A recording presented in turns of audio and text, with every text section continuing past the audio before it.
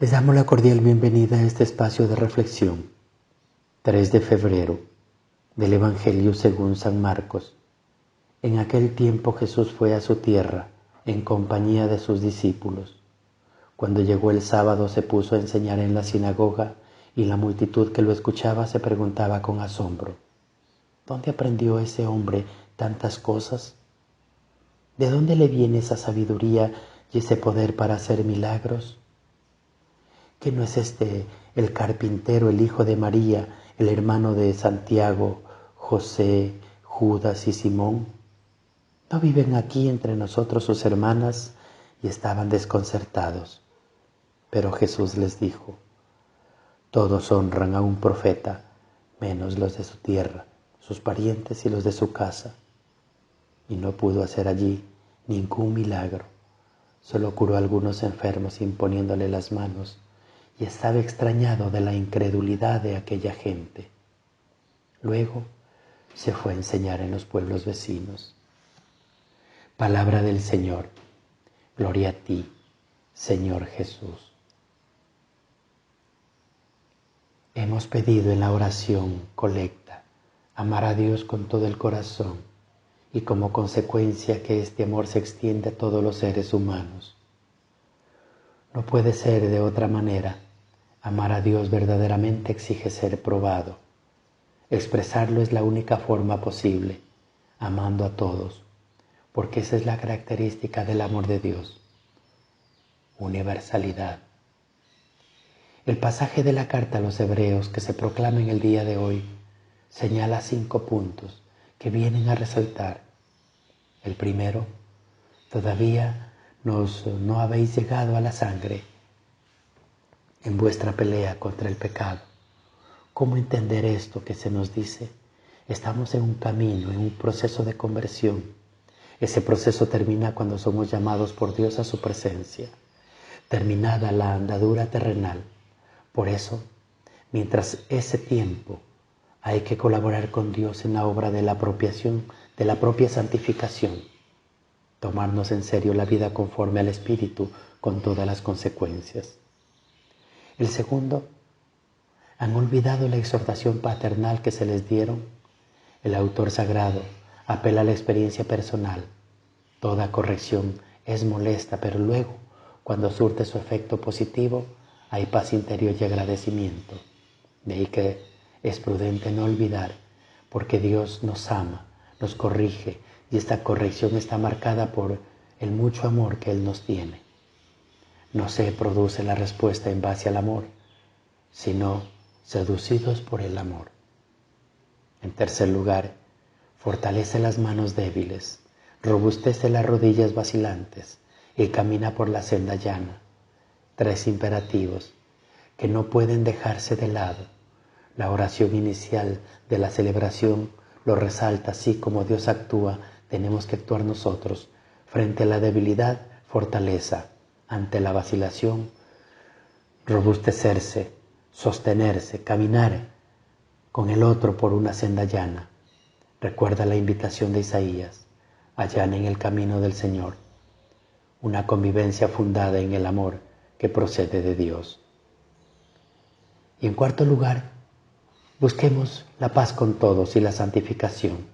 La paz y la santidad se derivan del amor que sostiene todo el esfuerzo por hacer realidad ambas en la existencia humana. No se puede entender una sin la otra. Y en quinto lugar, procuren que nadie se quede sin la gracia de Dios, una mirada universal como la de Dios, una determinación universal que todos experimenten la gracia. Todo tendrá como consecuencia la constancia en la lucha contra el mal, no dejarse seducir por el maligno.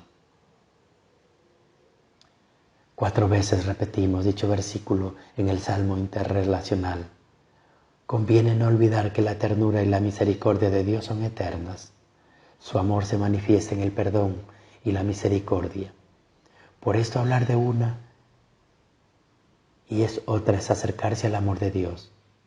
Y desde la permanencia en el amor de Dios haremos partícipes a los que nos rodean, a los que tratamos cada día, incluso a quienes se nos enfrentan en ocasiones. que la misericordia de Dios es eterna, estaremos sacando de la experiencia personal lo que Dios nos ha regalado a cada uno. No pudo hacer allí ningún milagro por su falta de fe.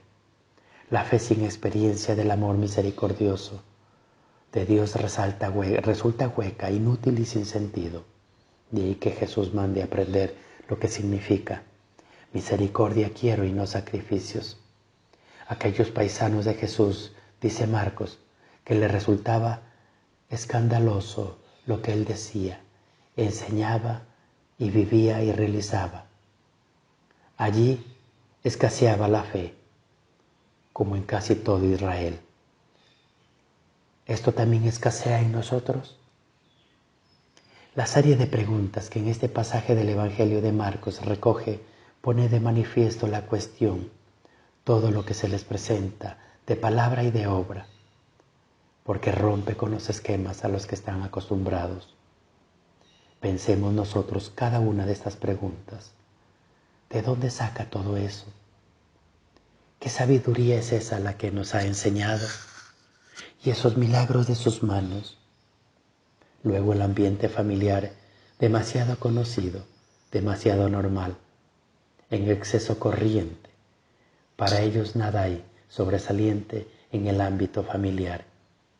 Jesús los califica.